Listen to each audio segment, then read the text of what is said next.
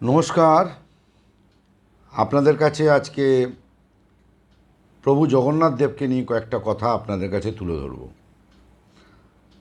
কাল রথযাত্রা, শুভ রথযাত্রা উপলক্ষে অনেকে বিভিন্নভাবে বিভিন্ন পুজোর আয়োজন করেন। আমাদের হিন্দুদের ঘরে এটাই প্রচলিত, বিভিন্ন শুভ কাজ আমরা করে থাকি।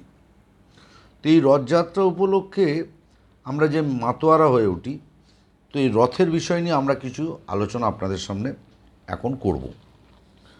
দেখুন, রথ যখন চলে প্রথমে থাকে বলদেবের রথ, কারণ বলদেব হচ্ছে দাদা আর জগতের গুরুতত্ত্ব। তিনি তো নিত্যানন্দ, সবার জীবনে আগে গুরু কৃপা আসতে হবে, এটা আমরা জেনে এসেছি। কেউ মানবেন কেউ মানবেন না, সেটা তার ব্যাপার। তারপর চলে আসে সুভদ্রার রথ।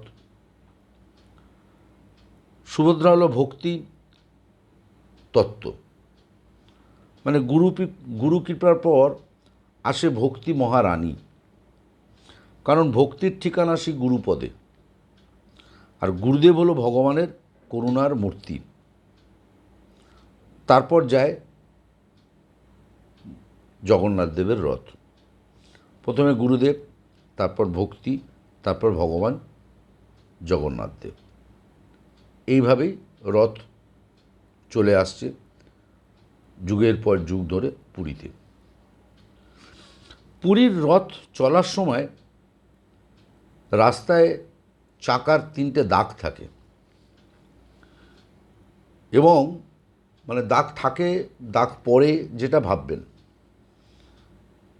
গঙ্গা, তা হলো গঙ্গা, যমুনা, সরস্বতী।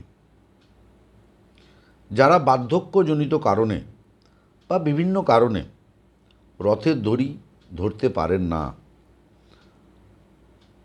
বা তারা যদি সেই সময় রথ চলে যাওয়ার পর ওই চাকার ওই 3টে দাগের ধূলিকণাটা গ্রহণ করেন, বা ওই ধূলিকণার ওপর নিজেকে একটু ওই ত্রিদাগে, যে 3টে দাগ অর্থাৎ ত্রিদাগ, ওই ত্রিদাগে যদি একটু গড়াগড়ি দেন, তাহলে গঙ্গা, যমুনা, সরস্বতীতে অবগাহনের ফল লাভ করেন।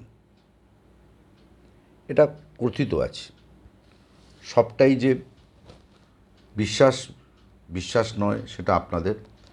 আমার গলায় দেখছেন প্রভু জগন্নাথের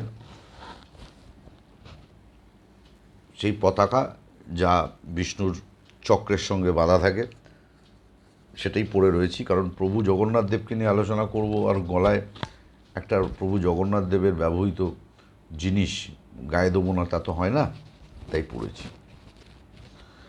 পুরীর রথে 42টা চাকা, বলদেবের রথে 14টা, জগন্নাথ দেবের রথে হচ্ছে 16টি চাকা, এবং সুভদ্রা দেবীর রথে হচ্ছে 12টি চাকা। রথযাত্রায় তথা বছরের এই দিনে প্রভু জগন্নাথ দেব তার ভাই ও ভগিনীর সঙ্গে মাসির বাড়ি অথবা গুন্ডিচা মন্দিরের বাস করতে যান। পুরীর জগন্নাথ মন্দির থেকে ওই গুন্ডিচা মন্দির হচ্ছেন প্রায় 3 কিলোমিটার। সেখানে 8 দিন কাটানোর পর মূল মন্দিরে আবার প্রভু জগন্নাথ দেব ফিরে আসেন। প্রচলিত বিশ্বাস অনুসারে রথের রশি বা দড়ি আমরা যদি স্পর্শ করি, তাহলে আমাদের আর পুনর্জন্ম হয় না, এটা প্রচলিত। এছাড়া মনে করা হয় জগন্নাথ দেবের রথ টানতে পারলে অশ্বমেধ যজ্ঞের ফল লাভ করা যেতে পারে। নববিবাহিতরা যারা, তারা রথের রশি ছুঁয়ে প্রভুর আশীর্বাদ গ্রহণ করেন।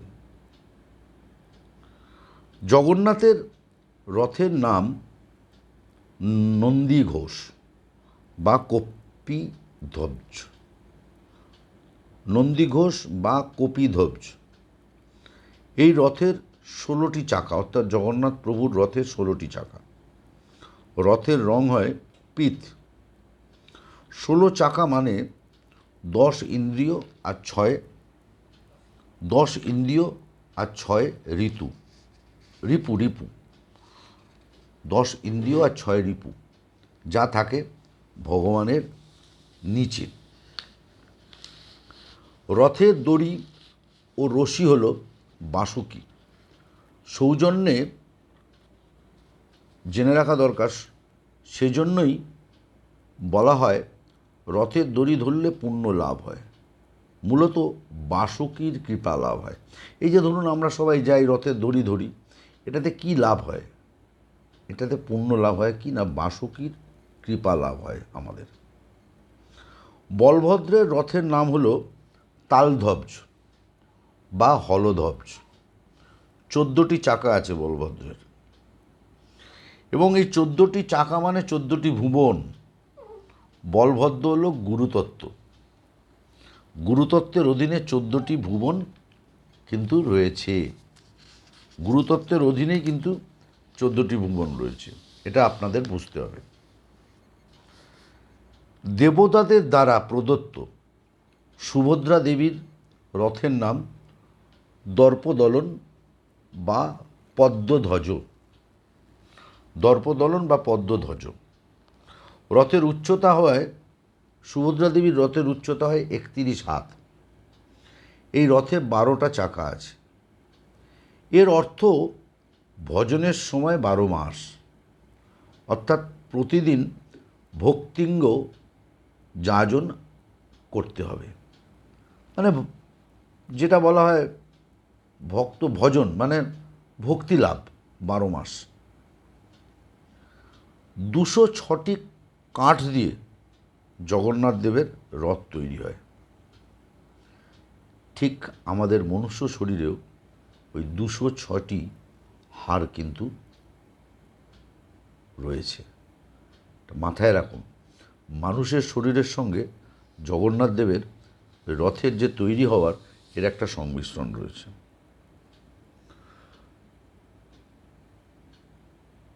জগন্নাথ দেবের রথের নাম আগেও বলেছি, এখন আরেকবার বলছি, নন্দী ঘোষ।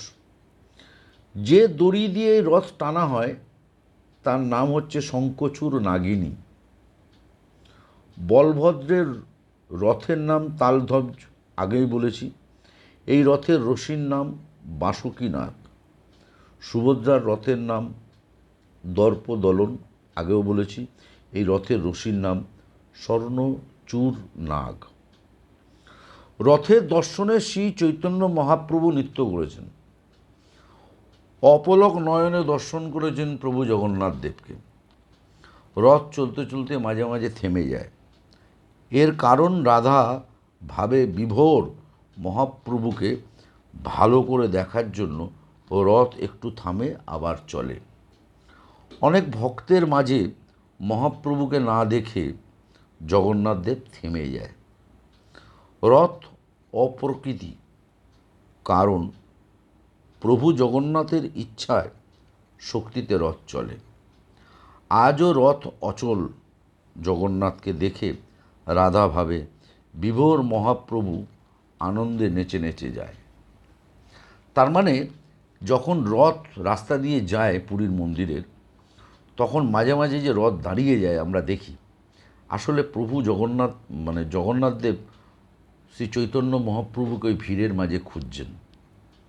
যখনই দেখতে পাচ্ছেন তখনই আবার রথ স্টার্ট হলো যাওয়ার জন্য। ভাবুন কি সুন্দর। যাই হোক, আমার সীমিত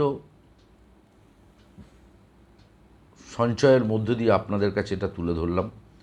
যদি ভালো লাগে অবশ্যই আপনারা এটি শেয়ার করবেন এবং আপনারা আপনাদের মতামত প্রকাশ করবেন।